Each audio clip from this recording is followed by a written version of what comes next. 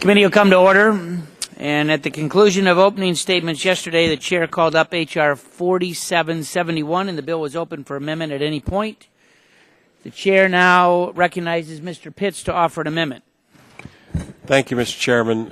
This amendment makes several technical and clarifying changes to H.R. 4771. The gentleman will suspend. The clerk will report the title of the amendment. Amendment to H.R. 4771 offered by Mr. Pitts of Pennsylvania. The amendment will be considered as read. The staff will distribute the amendment, and the gentleman is recognized for 5 minutes in support of his amendment. Thank you, Mr. Chairman. This amendment makes several technical and clarifying changes to H.R. 4771, which was unanimously reported out of the Health Subcommittee. These changes have been discussed with the FDA, the DEA, with the various industry stakeholders that support this necessary and bipartisan piece of legislation, and I would encourage my colleagues to adopt this amendment. Gentleman yields back. Any other members wishing to seek recognition? Seeing none, the vote occurs on the Pitts amendment. All those in favor will say aye. Aye. Those opposed say no. The opinion of the chair, the ayes have it, and the amendment is agreed to. Are there further amendments to the bill?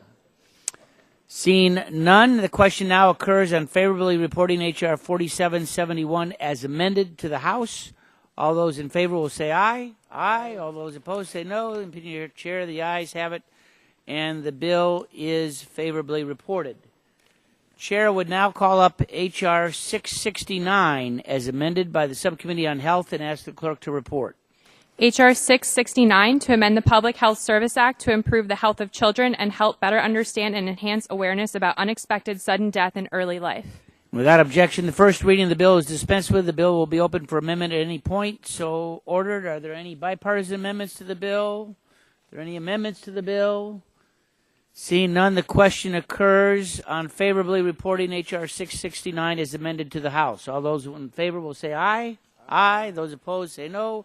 You need to chair. The ayes have it, and the bill is favorably agreed to. Chair now calls up H.R. 4290 as amended by the Subcommittee on Health and asks the clerk to report. H.R. 4290 to amend the Public Health Service Act to reauthorize the Emergency Medical Services for Children program. And without objection, the first reading of the bill is dispensed with. The bill will be open for any at any point. So ordered. Are there any bipartisan amendments to the bill? Are there any amendments to the bill? Seeing none, the question now occurs on favorably reporting H.R. 4290 as amended to the House. All those in favor will say aye. Aye. Those opposed say no. Opinion chair, the ayes have it, and the bill is favorably reported. Chair now calls up H.R. 4450 as amended by the Subcommittee on Commerce, Manufacturing, and Trade and asks the clerk to report. H.R. 4450 to extend the Travel Promotion Act of 2009 and for other purposes. Without objection, the first reading of the bill is dispensed with, and the bill will be open for amendment at any point. So ordered. The chair recognizes Mr. Bilirakis for the purpose of offering an amendment. Thank you, Mr. Chairman. I have a bipartisan amendment at the desk on behalf of myself and Representative Schakowsky. And the clerk will report the amendment.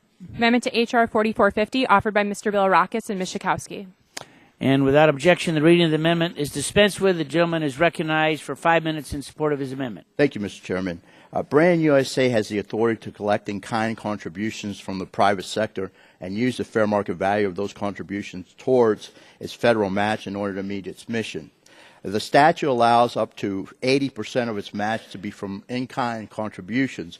Reducing the in-kind limit and increasing the cash requirement requires the private sector to put more skin in the game, if you will, with regard to their contributions to Brand USA for it to meet its federal match. That is exactly why I introduced a version of H.R. 4450. It began to adjust the ratio and increased the requirement that at least 25% of the contribution to Brand USA should be in the form of cash. As Congress examines what the proper ratio should be, it is imperative that we fully understand the role that those contributions make. Many of the in-kind contributions that Brand USA receives are vital to its mission. For example, in-kind contributions of flights, hotels, and tour packages to bring foreign travel agents to America to showcase what our communities have to offer are vital.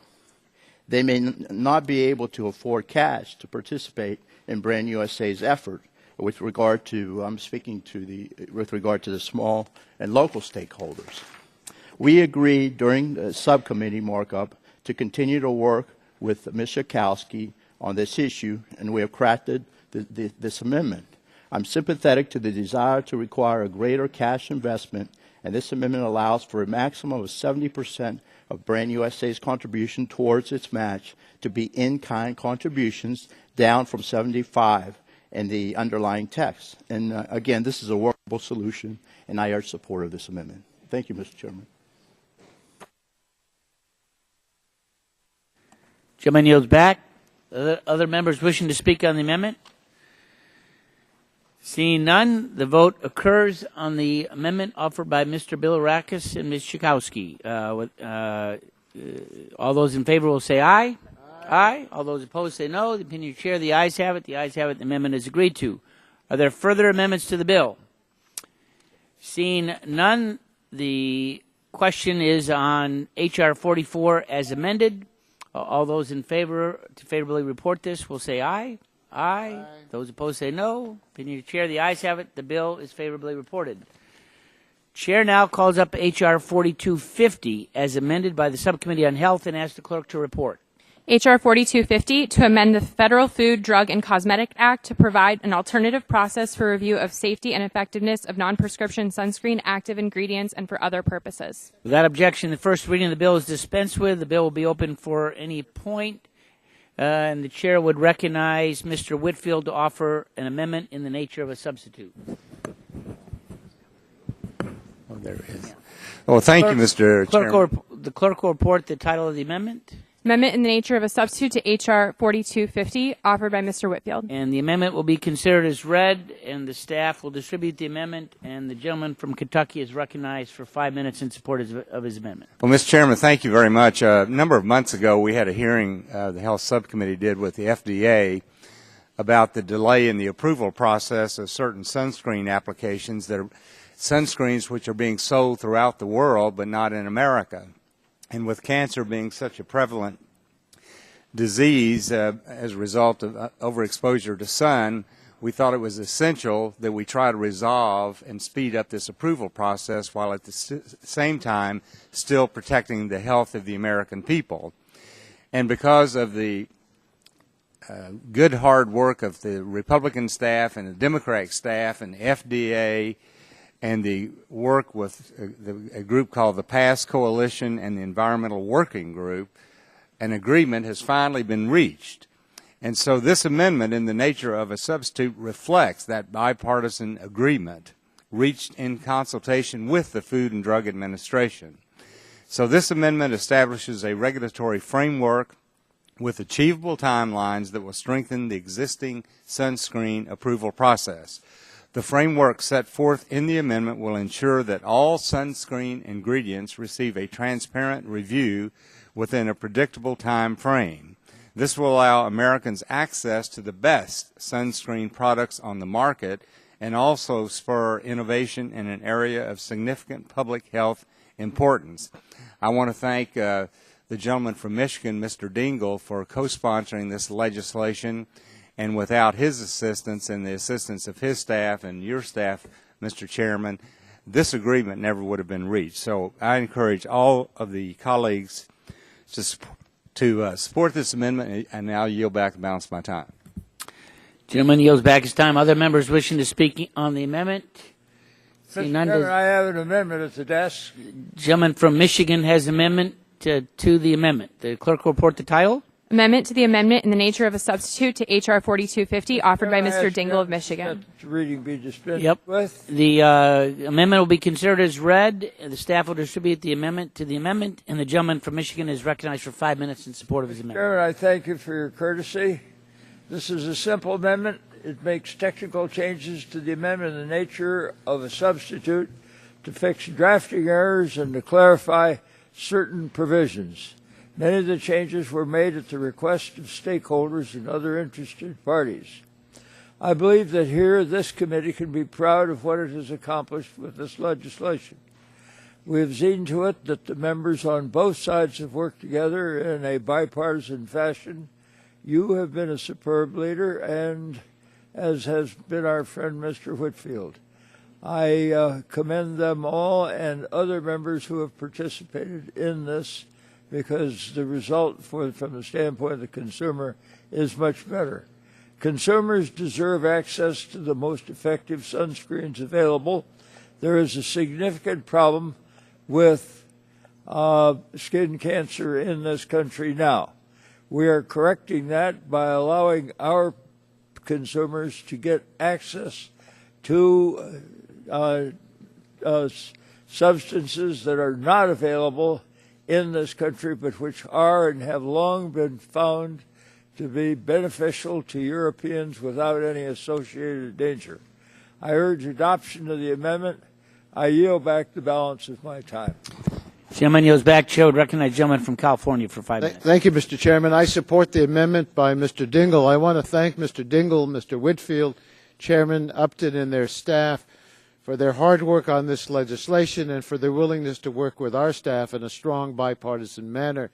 I also want to thank the PASS Coalition, the Environmental Working Group, and especially the FDA for working so diligently with us to come up with a workable approach that will enable FDA to review and make determinations on sunscreen applications in a timely manner. We still have a little work left to address some remaining technical issues, but I'm confident we will be able to do so before we go to the floor. There may be additional improvements from the Senate, but we will be sending them a strong bill for them to work from. Thank you, Mr. Chairman. Yield back my time. Gentleman yields back. Chair would recognize the gentleman from Kentucky. Mr. Chairman, I just want to take this opportunity to publicly thank Taylor Booth on my staff, who said he never thought he'd be spending this much time on sunscreen, but without him it wouldn't have happened. So I just want to thank him. Yeah. Gentleman yields back. The other members wishing to speak? Seeing none, the vote occurs on the Dingell amendment to the Whitfield substitute. All those in favor will say aye. Aye. Those opposed say no. In the opinion of the chair, the ayes have it. The amendment is adopted. The vote now occurs on the Whitfield substitute as amended by the Dingell amendment. Those in favor will say aye. Aye. Those opposed say no. In the opinion of the chair, the ayes have it. Vote now occurs. Are there other further amendments to the bill? Seeing none, the vote now occurs on favorably reporting the bill as amended, H.R. 4250. All those in favor will say aye. Aye. Those opposed say no. Opinion chair, the ayes have it. The bill is favorably reported. Chair now calls up H.R. 594 as amended by the Subcommittee on Health and asks the clerk to report. H.R. 594 to reauthorize and extend the Paul D. Wellstone Muscular Dystrophy Community Assistance, Research, and Education Amendments of 2008. Without objection, the first reading of the bill is dispensed with, and the bill will be open for amendment at any point. So ordered, the chair would recognize Dr. Burgess for the purpose of for an amendment. Thank you, Mr. Chairman. I have a bipartisan amendment at the desk. And the clerk will report the amendment.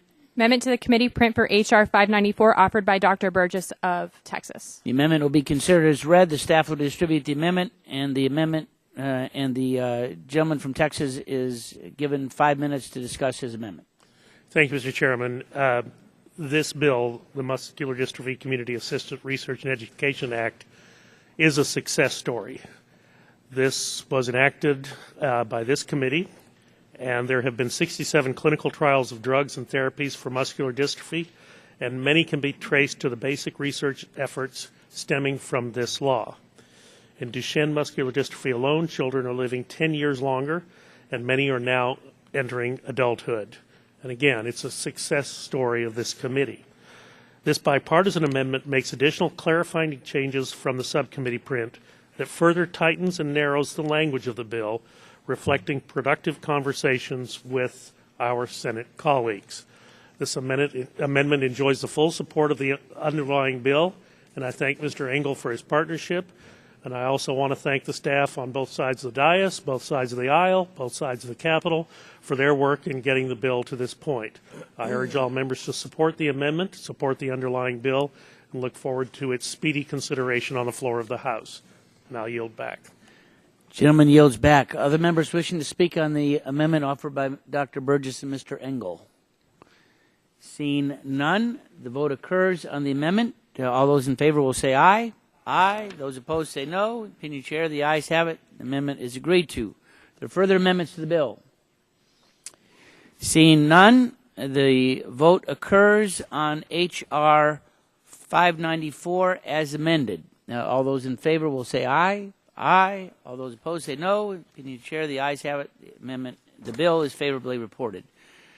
The chair now calls up H.R. 5057 and asks the clerk to report. H.R. 5057 to amend the Energy Policy and Conservation Act to permit exemptions for external power supplies from certain efficiency standards and for other purposes. Without objection, the first reading of the bill is dispensed with. The bill will be open for amendment at any point. Are there any amendments to the bill?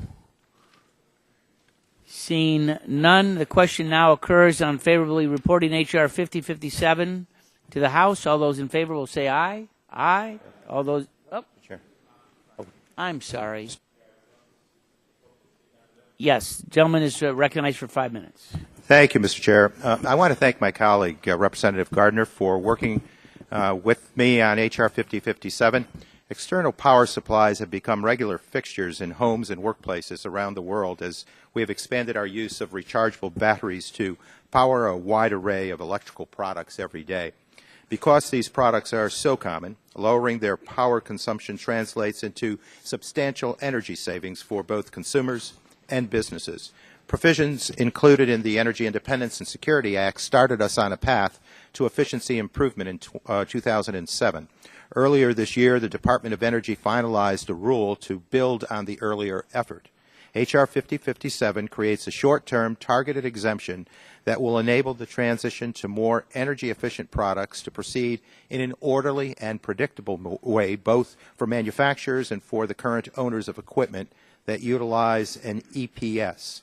The prior energy efficiency regulation included an exemption for service and spare parts. This narrow exemption enables manufacturers to continue to provide service and replacement parts for existing equipment.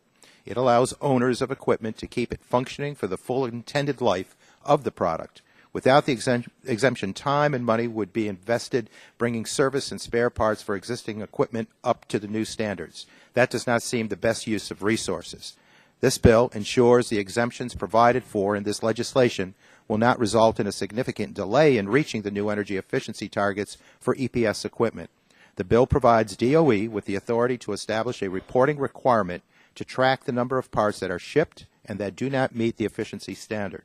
Also, if the department finds that this exemption is undermining the energy savings that are projected under the new efficiency regulations, the Secretary can issue a rule to limit or rescind the exemption. H.R. 5057 strikes an appropriate balance that keeps us moving forward on efficiency goals for external power supplies while providing manufacturers and owners of current products assurance that service and spare parts will be available. I thank Chairman Upton, Ranking Member Waxman, and my co-author on the bill, Representative Gardner, for their cooperation and support to bring this bill forward, and I urge all of our colleagues to support the legislation. And with that, Mr. Chair, I yield back the balance of my time. Gentleman yields back his time. Are there other members wishing to speak on the bill? Seeing none, the question now occurs on favorably reporting H.R. 5057 to the House. All those in favor will say aye. Aye. Those opposed say no. In opinion of the chair, the ayes have it, and the bill is favorably reported. Without objection, the staff is authorized to make technical and conforming changes to the legislation reported by the committee today. So ordered, and without objection, the committee stands adjourned.